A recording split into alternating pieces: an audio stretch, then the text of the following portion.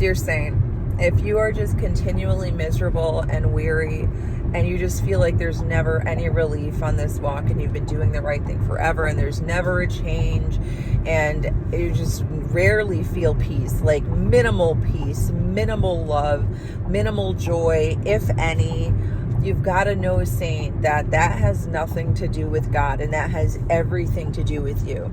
It is God's will that even in your suffering, that you are so full of Him that you're able to rejoice. The joy of the Lord is your strength. All the saints throughout the scriptures, you will see that even in their weakness, they bring it to the Lord and they don't get off those knees until they're in His holy fire. Saint, if you are consistently indulging your flesh to complain and to feel like it's everyone else's fault or it's God's fault, and I don't know, I'm doing everything right, I don't know, that's on God, you're doing it wrong. And I caution you against this mentality, because you will just end up in 10 or 20 more years of this misery blaming God when it's not His fault. This walk is continually going to be, it should be at least, you on your knees before the Lord, casting your cares on Him. The second you feel that heavy burden, the second you start to feel that ugly feeling, something happens in your life, it's just too heavy, you can't process it, whatever it is, you should be on your knees. That's the kind of relationship you have, where He wants to constantly be unburdening you of what He didn't mean for you to carry. Now, that's an amazing relationship. If you're really in that relationship with the Lord, then you will never be carrying what you weren't meant to carry, and you will only be in His joy and rejoicing in the Lord, being about His work, mission-minded, because Lord knows a miserable saint is not a saint on a mission, can't work that way, not a good example, not an ambassador for Christ.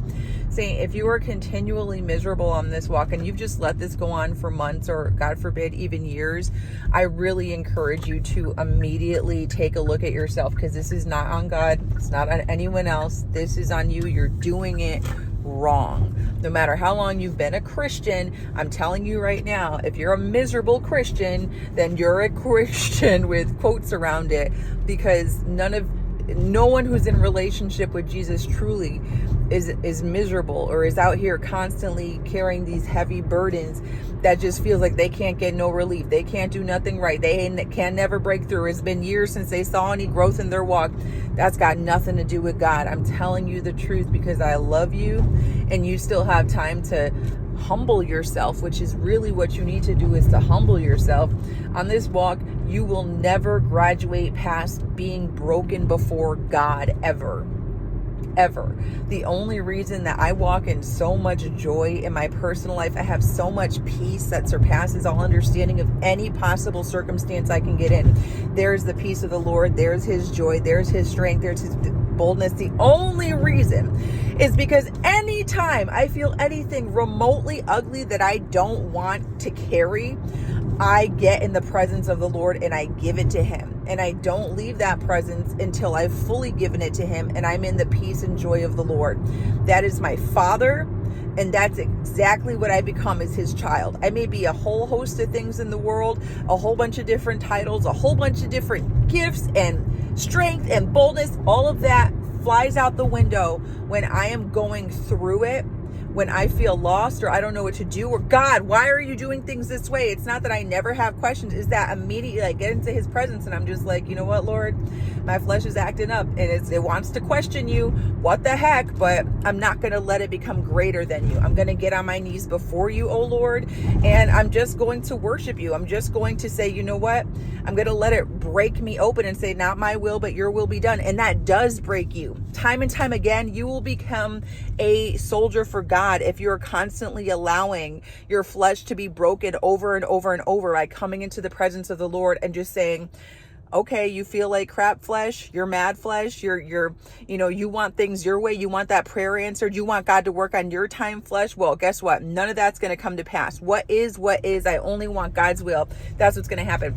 And it does. It feels, the flesh dying when you're continually just like making God greater than your flesh, as opposed to constantly complaining and questioning God.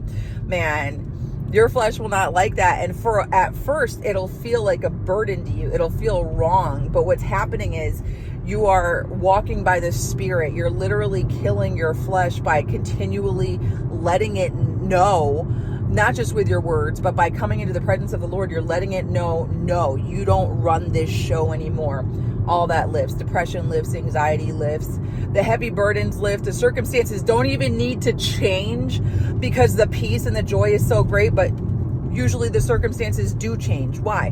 Because you're in spiritual sludge, lacking momentum when you are continually trying to do things your way. And saints, we've all done it before, where we've gotten into this place on the journey where, we're tired and we're weary and we do want our way.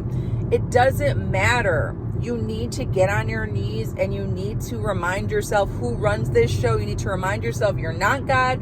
You need to take hold of that flesh, strike a blow like Paul said, no, not physically, but you need to really start to cultivate this relationship with him. Stop allowing your mind and your flesh and your desires to run the show. You'll always be depressed that way. You'll always be questioning God. But the truth is, when there's a war going on, these soldiers not out here questioning their commander. You can't win that way. That's how you become MIA. That's how soldiers take off.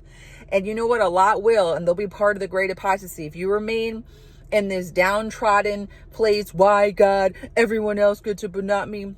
Listen, if you remain there, I'm telling you the truth, you're going to apostatize. You're going to fall away. You're going to blame God.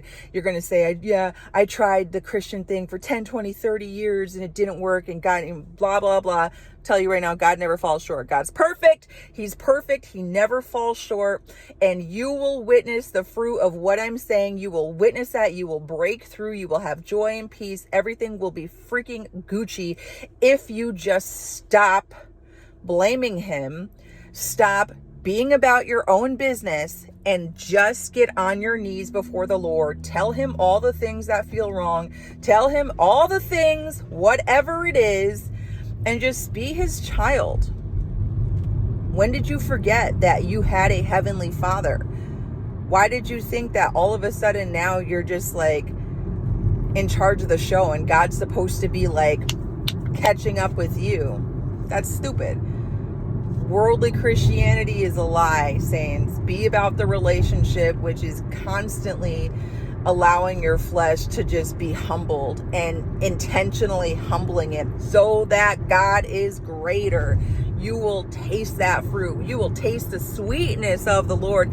I testify to you because I don't know nothing about nothing. If I don't have the feet of my Lord, I would nothing. This walk is constantly getting on your feet, getting on your knees and before the Lord, constantly breaking before him, constantly, whenever you need to. And that doesn't mean like, the whole walk is miserable and it's crying all the time. To the contrary, if I didn't have the presence of my Lord to be able to like go to him and like tell him all my issues inside, I wouldn't be able to live the majority of my life now.